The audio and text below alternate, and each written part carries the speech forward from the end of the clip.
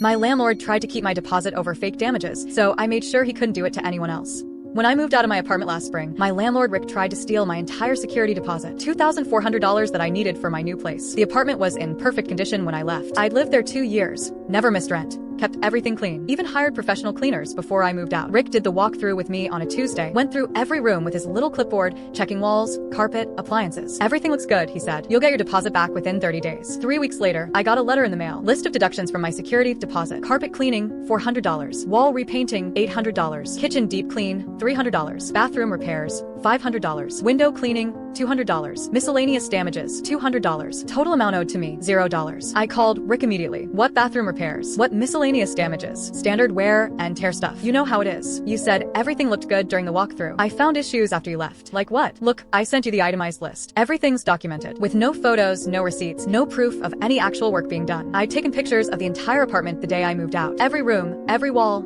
every surface. The place was spotless. My first thought was to take Rick to small claims court, but that would take months and cost money I didn't have. Then I remembered something. Rick owned 12 rental properties around town, all cheap apartments near the college. He'd mentioned during my lease signing how profitable student housing was because these kids don't know their rights. I started looking online, found a tenant rights website that explained security deposit laws in our state. Landlords had to provide receipts for any deductions over $100, had to return deposits within 21 days, not 30, had to pay interest on deposits held longer than 6 months. Rick had violated pretty much every rule. More importantly, the website had a section about filing complaints with the state attorney general's office. Apparently, they took landlord fraud seriously, especially when it involved multiple properties. I filed a complaint that weekend, detailed everything Rick had done, attached my photos, included copies of his bogus deduction letter. 2 weeks later, Rick called me. We need to talk about your deposit. I thought you already explained the deductions. There might have been some errors in the calculations. I'm prepared to offer you $1,200 back. That's still half my deposit. Take it or leave it. I left it. Month after that, Rick called again. Look, I'll give you the full $2,400 back. Let's just settle this. Why the change of heart? I want to resolve this quickly. What's the rush? Rick didn't answer that question. I got my deposit back the next day. Full amount, plus $300 in interest that I didn't even know I was owed. Found out why Rick was so eager to settle